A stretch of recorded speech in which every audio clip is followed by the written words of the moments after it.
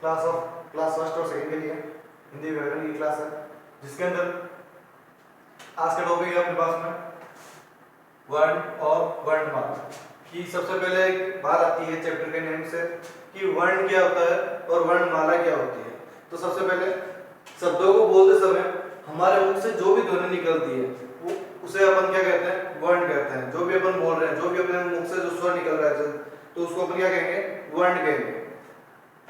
तो शब्दों के छोटे छोटे टुकड़े ही ध्वनि कहलाते हैं। मतलब ये शब्द कोई भी अगर अपन ने शब्द बोला, उस शब्द के अगर छोटे से छोटे अगर टुकड़े कर दिए तो उसको अपन क्या कहेंगे, ध्वनि कहेंगे। ध्वनि के द्वारा लिखा गया रूप वर्ण कहलाता है। उसी ध्वनि को लिखने का जो तरीका होता है, जो पैटर्न अपन लिखते हैं या फिर जो अपन लिखते हैं, उसी को अपन क्या कह सकते हैं, वर्ण कह सकते हैं। जैसे अगर अपन लिखते हैं कि जैसे के, तो के का अगर छोटे से छोटा रूप क्या हो सकता है, के का हलंत वाला क्या लिखा जाता है और उसके साथ में ए स्वर लिखा जाता है। तो इन दोनों को जब मिलाया जाता है तब के बनता है। इसी तरीके से अगर ता अगर लिखते हैं अपन, तो ते के साथ में आ का स्वर मिलाया जाता है तो अपने पास में क्या आता है, ता आता है। तो ये जो होते हैं इनको अपन क्या कह सकते हैं, वर्ण कह सकते हैं। क्या कहेंगे, वर्ण कहेंगे। यानी कि ध्वनि का छोटे से छोटा रूप जो होता है वो अपने लिए क्या कहलाएगा, वर्ण कहलाएगा। तो वर्ण का मीन समझ आ गया कि शब्दों के छोटे से छोटे टुकड़े ही ध्वनि कहलाते हैं। मतलब शब्दों के छोटे छोटे टुकड़े ही ध्वनि कहलाते हैं। ध्वनि के द्वारा लिखा गया रूप ही क्या कहलाता है, वर्ण कहलाता है। जैसे के बारे में अपन ने पढ़ा था, के प्लस ए क्या बनेगा, के बनेगा। इसी तरीके से ते प्लस आ अगर दोनों मिलेंगे तो क्या बनाएगा, ता बनाएगा। तो ये जो छोटे वाले जो रूप हैं, जो छोटे वाले जो अपन को वर्ण दिख रहे हैं, यही क्या कहलाता है, वर्ण कहलाता है।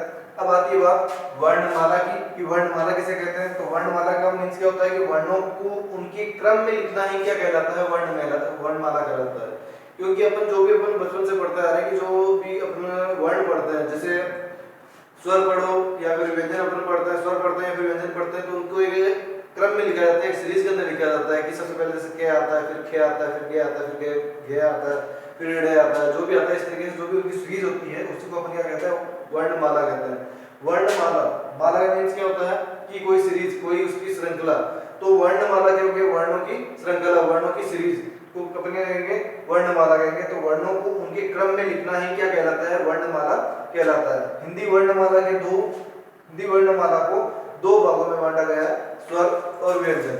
मतलब नॉर्मली तरीके से अगर अपन देखें तो हिंदी वर्णमाला जो है उसके दो भाग किए हुए हैं, एक तो है स्वर वर्णमाला और एक है व्यंजन वर्णमाला।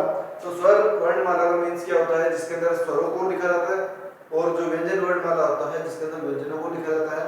अब व्यंजन के अंदर हो गया जैसे के, खे, गे, गेड़े, जैसे केवर हो गया, टेवर हो गया, चेवर हो गया, तेवर हो गया, पेवर हो गया। तो ये जो सारे वर्ग होते हैं इसके अंदर जो भी वर्ण होते हैं वो सारे जब मिलकर एक सीरीज के अंदर जब लिखा जाता है तो उसको क्या कहेंगे अपन, व्यंजन वर्णमाला कहेंगे। इसी तरीके से जैसे स्वरों को अगर लिखा जाता है तो ए आ ई उ वगैरह जो भी अपन लिखते हैं इस तरीके से, तो ये सारे क्या कहलाते हैं, स्वर वर्णमाला कहलाता है।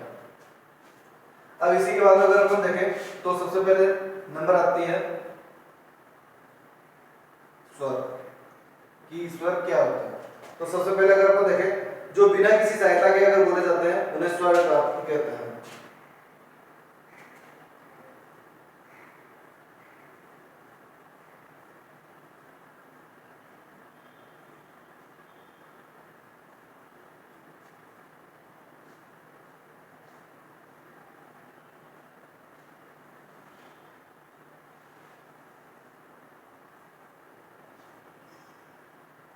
जो वर्ण बिना किसी सहायता के बोले जाते हैं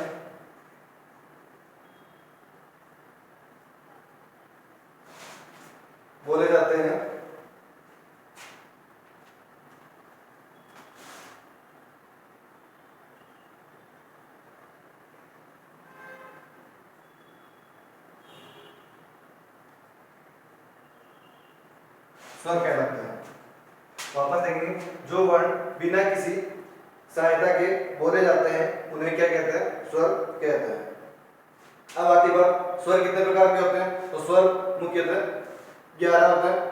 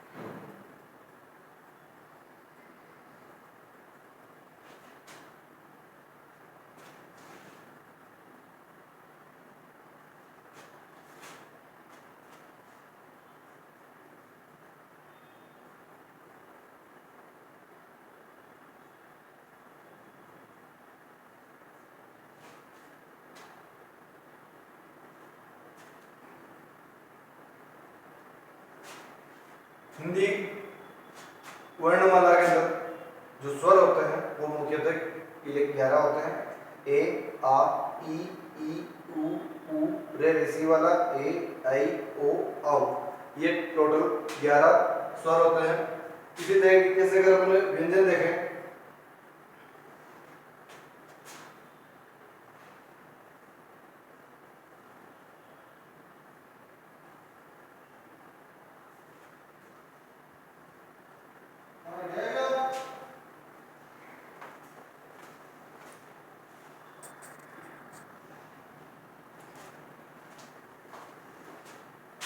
इससे पहले अपन ने स्वर पढ़ा था, अब आगे पढ़ेंगे अपने व्यंजन।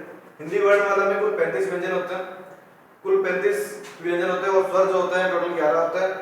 और जो 35 व्यंजन जो होते हैं इसके अंदर देखेंगे अपन, जो के वर्ग होता है, चे वर्ग होता है, टे वर्ग होता है, ते वर्ग होता है, पे, ये और से वर्ग होता है। इसके अलावा 2 एक्स्ट्रा व्यंजन और होता है जो कि टोटल मिलके 35 बनाते हैं। 35 व्यंजन है ये।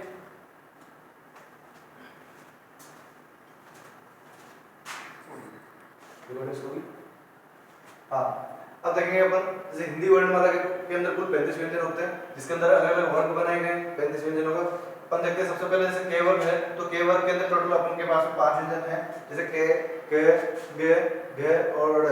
तो इस तरीके से ये 5 वर्ण होते हैं जो कि इस के वर्ग के अंदर आते हैं। इसी तरीके से अपन चे वर्ग के अंदर देखेंगे तो चे वर्ग के अंदर भी अपने चे, छे, जे, झे और ण इस तरीके से आता है।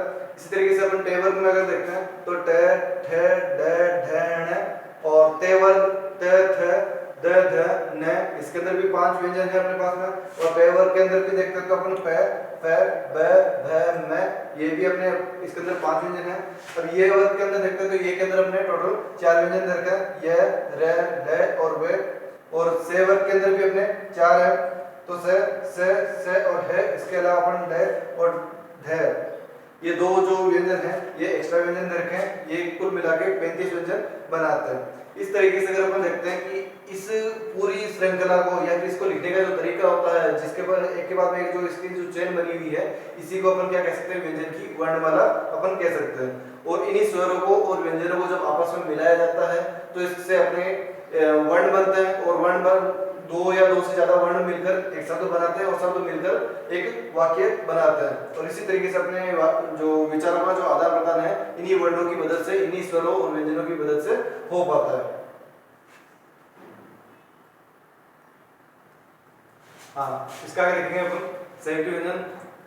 उपयुक्त व्यंजनों के अतिरिक्त निम्नलिखित संयुक्त व्यंजन होते हैं। मतलब जो अपन ने जो इससे पहले जो 35 व्यंजन पढ़े थे उसके अलावा ये 4 व्यंजन और है जिसके अंदर आता है से, त्रे, ये और श्रे।